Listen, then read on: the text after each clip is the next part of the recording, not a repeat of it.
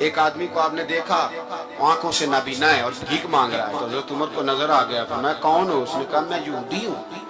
فرمایا بھیک کیوں مانگتے ہو؟ کہا جب تک تندرست تھا مسلمانوں کو جزیہ دیتا تھا، بوڑھا ہو گیا ہوں کیا کروں؟ حضرت عمر نے گھوڑے کی پشت پہ بٹھایا کافر کو، گھوڑے کی پشت پہ بٹھایا اور بٹھا کے مدینے لائے۔ حضرت علی شیر خدا وزیر خزانہ تھے، فرمایا علی اس کا وظیفہ جاری کرو۔ کہا یہ کون ہے؟ فرمایا یہ یہودی ہے لیکن یہ ہمیں جزیہ دیتا رہا، بوڑھا ہو گیا بیچارہ، بھیک مانگنے پہ مجبور ہے، ہماری حکومت کے اندر رہتا ہے، اس کا پورا وظیفہ جتنا خرچہ اتنا وظیفہ لگاؤ۔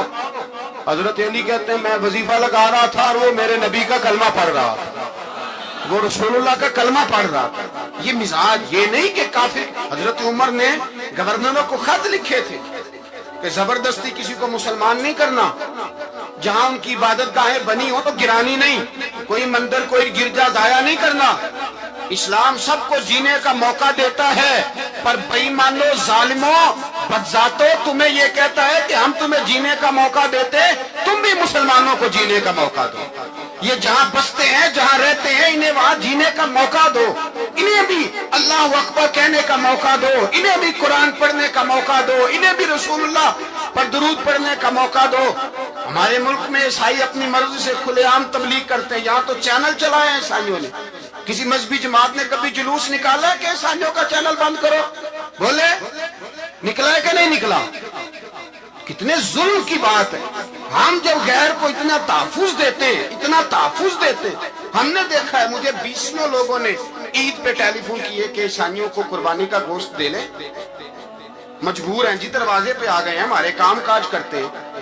20 لوگ، عام آدمی کے دل میں ان کا اتنا جذبہ ہے، مسائل کا بیان کرنا ایک علیحدہ بات، لیکن ہمارے دل کافر کے حق میں بھی نرم ہو جاتے ہیں۔ تم کس قدر زیادہ بے ایمان ہو اور کفر کس قدر زیادہ ذلیل ہو گیا ہے کہ مسلمان کے حق میں نرم ہوتا ہی نہیں، اور اس سے بڑے ذلیل وہ ہیں جو ان ذلیلوں کے سپورٹر ہیں۔ وہ کسی عرب ملک کے حکمران ہو یا کسی اور جگہ، وہ بڑے ذلیل ہیں جو ان ذلیلوں کے سپورٹر ہیں، جو برما کی بچیوں کے قتل پر اپنی حکومتیں چمکا رہے ہیں۔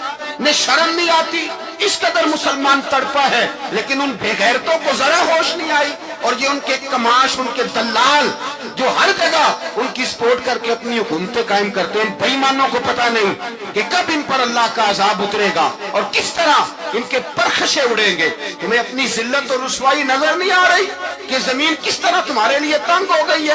اس سے زیادہ اور تمہاری رسوائی کیا ہوگی؟ ڈرو اللہ سے، اور یہ تو دنیا کا عذاب ہے۔ ان بطش ربک لشدید، میرا رب کہتا ہے قیامت تو قائم ہونے دے، اتنا سخت تیرے رب کی پکڑ ہے، اتنی کسی دوسرے کی ہو سکتی؟ یاد رکھ، اور تھوڑا احتیاط کریں ہم سب لوگ بھی، جو ہم لوگ آدھی زبان بول کے بھی ان کی سپورٹ کرتے ہیں۔ اب شرم آنی چاہیے ہمیں ان حکومتوں کی سپورٹ کرتے جو مسلمانوں کی لاشوں کے اوپر حکومتیں قائم کرتے ہیں، شرم آنی چاہیے۔ بہرحال بات دور نکل جائے گی، اور میں اپنے مضمون پہ رہتا ہوں۔ اہل بیت کا پیار اگر سکھایا ہے تو جناب عمر نے سکھایا ہے رضی اللہ تعالی عنہ، امام حسن ملنے۔ آپ یقین کریں، میں جب اس واقعہ کو پڑھتا ہوں تو میرا دل جھوم جاتا ہے۔ میں کہتا ہوں یار، ڈاڈا ہونا اپنی جگہ پہ، عشق ہونا اپنی جگہ پہ، انسان کا باوقار ہونا اپنی جگہ، جہاں کھڑے ہونا تھا وہاں یہ کھڑے ہوتے تھے، اور جہاں جھکنا تھا وہاں یہ ان لوگوں میں اقبال نے کہا تھا تیری نگاہ ناز سے دونوں مراد پا گئے، عقلے کی یاب و جستجو، عشق حضور و اضطراب۔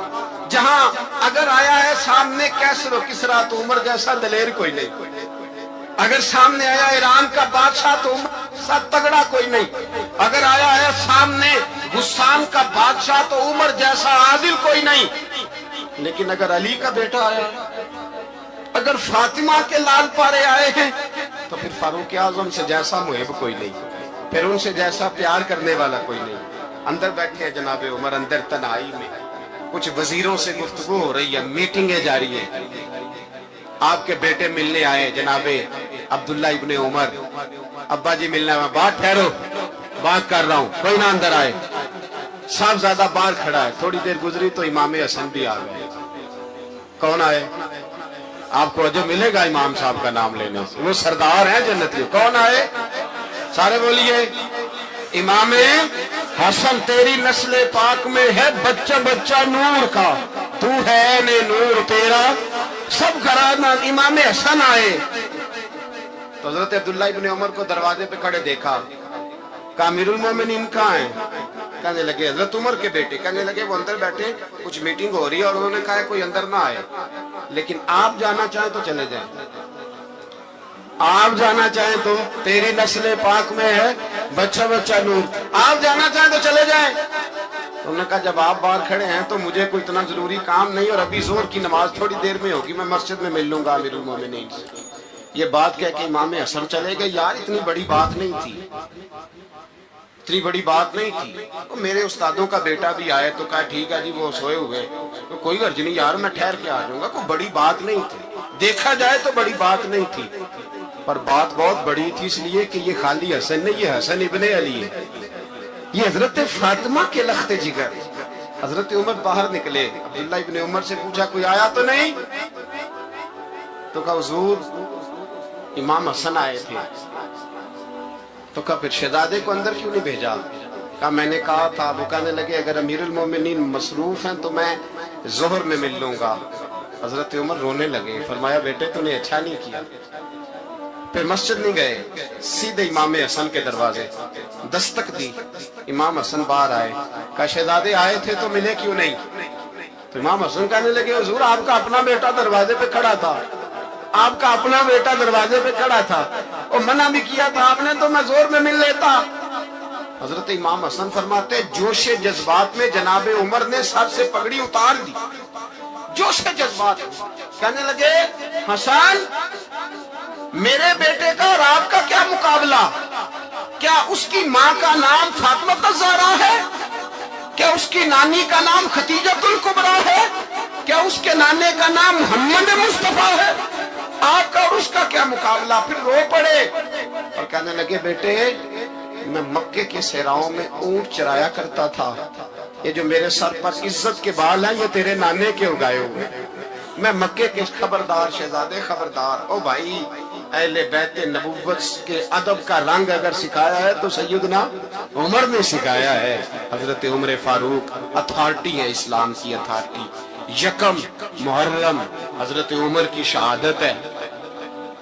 यहूदी बोल उठा, काफिर बोल उठा। अगर 6 महीने उमर दुनिया में और रहते तो दुनिया में कोई काफिर मौजूद न होता। 6 महीने।